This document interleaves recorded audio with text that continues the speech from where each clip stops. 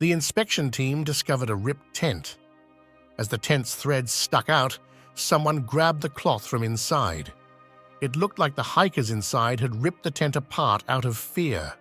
The snow revealed some shoe prints, footprints, a hiker's camera, and some strange photos. Despite having images from the entire criminal investigation and daily entries in the register, this case remains unresolved after 65 years. This segment of the story explains the Mountain of the Dead story, commonly known as the Dyatlov Pass Incident. 10 hikers got on a train early on January 23, 1959, and went to the Ural mountain range in Siberia. 8 boys and 2 girls comprised this group. Igor Dyatlov was in charge of the group. They had a book where they could write down everything. That's what group leader Igor Dyatlov wrote in the book during the train ride. I wonder what new thing is waiting for us on this journey, whether something new is going to happen. The group went by train, bus, truck, and horse over the next few days. In the end, they marched on foot and skis. Yuri Yudin, one of the hikers, started to feel worse and chose to turn around as of January 28th. The other 9 hikers continued their trip. Yuri took these pictures as he was leaving his 9 friends. Who knew that today would be the last time he was going to see them? The 9-person group continued their journey through the snowy hills and started keeping records of everything with cameras and writings. According to what they had seen so far, the pictures and registration documents appeared to be completely normal. Some people in the area call the mountain they reached on February 1st the Mountain of the Dead. That mountain took them all day to climb, and they finally chose to set up camp a few meters below the summit. The photographer's camera captured these last pictures, and the final entry in the book translates the written words. It is hard to picture such peace in the mountains, where strong winds blow hundreds of kilometers away from places where people live. They wrote down everything in their book, yet we still don't know what happened next. They had planned to go on this trip for 16 days. Before leaving, they told their family and friends that they would come back down and talk about their health over the telegraph. Family and friends were getting more worried because it had been 31 days instead of 16 days, and there was still no news from Dyatlov or any of the other group members. A group of volunteers found a missing hiker camp at the base of the mountain on February 26th. It wasn't hard to figure out that something terrible had taken place. A knife penetrated the tent's fabric from the inside, concealing the walkers' perfectly working gear under a thin layer of snow. It looks like something went wrong inside the tent, so they had to take it apart and run away. The search for walkers began in the area the next day.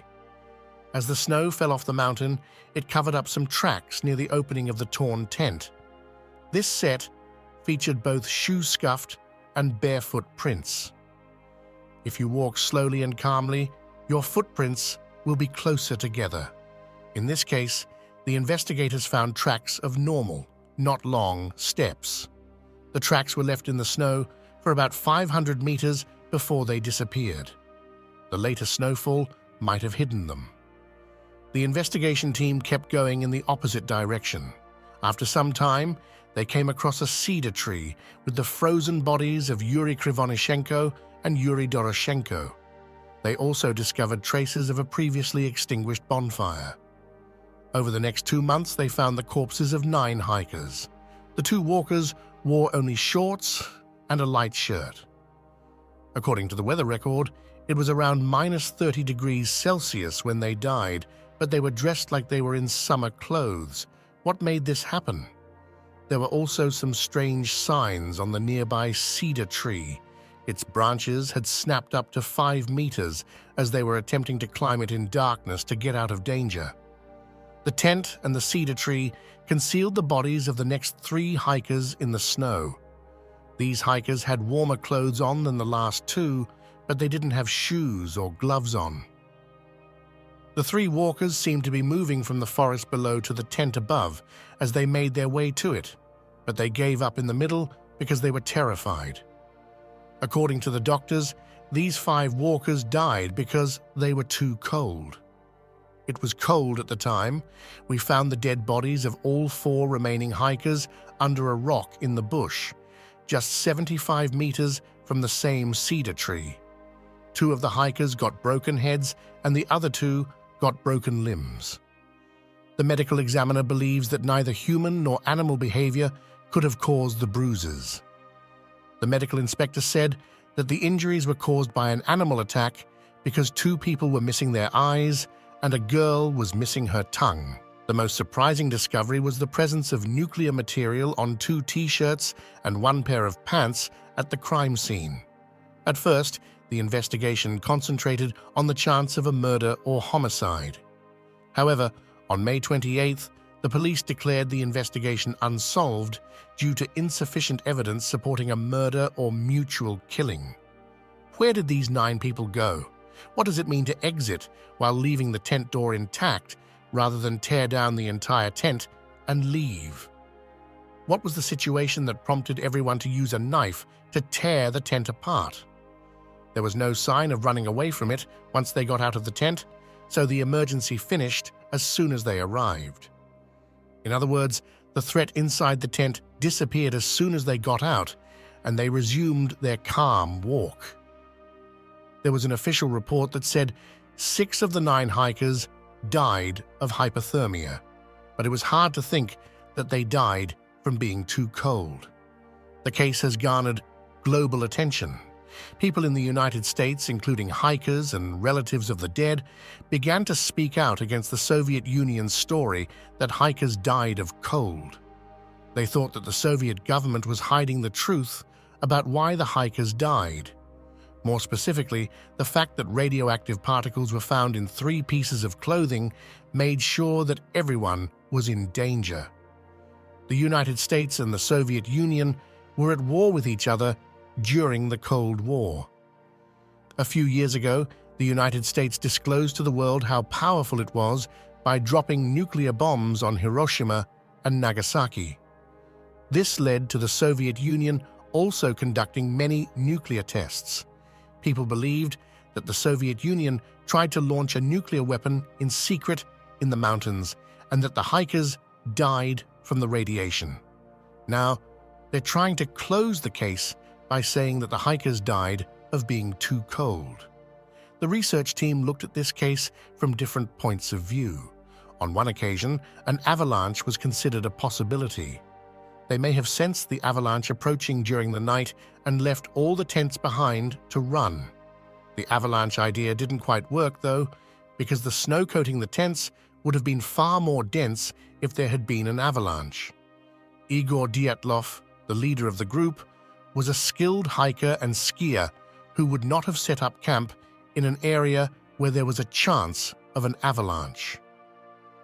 After the event, over 100 teams headed to the area, but no one saw any conditions that could have triggered an avalanche. But when the snow began to melt in April and May, things became risky. This hike happened in February, which was not the right time for such weather. Perhaps due to improper focus in the dark, the hiker's camera captured a blurry picture on the night of the event. This picture led to a new idea. Some said it was an unidentified flying object, UFO, while others said it was the tent's light bulb. But the area did not have any of those things or meteorite holes. We found bodies hidden in the snow, so if that had happened, we might have found that object's wreckage as well. But there was no sign of a crash. This last picture was also still a mystery. What really happened in the tragic event at Dyatlov Pass is still our biggest question. Why did they tear the tent apart? How did certain hikers sustain severe injuries? Also, why did they dress so lightly when it was so cold outside? We should go to the tent to find out what's going on. The picture from a few nights ago shows the exhaust pipe coming out of the tent. Dyatlov, the group's leader, constructed both the exhaust pipe and the stove inside. Leader Dyatlov also used this stove the evening of the accident, as evidenced by the presence of cooked food inside the tent. The closure of the exhaust line may have unintentionally rekindled the fire, possibly due to the residual coal burning inside. We discovered that the tent did not have the exhaust line attached to it. This meant that if the fire started to burn, the smoke would have built up inside instead of going out, suffocating the hikers inside.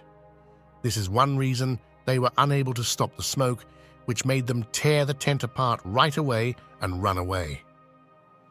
Another piece of evidence that supports this idea is that the hikers had burns on their bodies and clothes, and blood was coming out of their mouths. We want to tell you that breathing a lot of smoke frequently results in blood coming from the mouth. Once they got out of the tent, they walked regularly to try to find shelter. Not all walkers brought warm clothes. They knew there was a safe place in the trees, so they lit a fire in front of a cedar tree. Another thing the investigation team found was that 4 hikers wearing heavy clothes went deeper into the bush to look for wood. However, a minor slip occurred on the rock, propelling them skyward and into the rocky depths below, where they sustained severe injuries. 2 hikers with little clothing were near the cedar tree.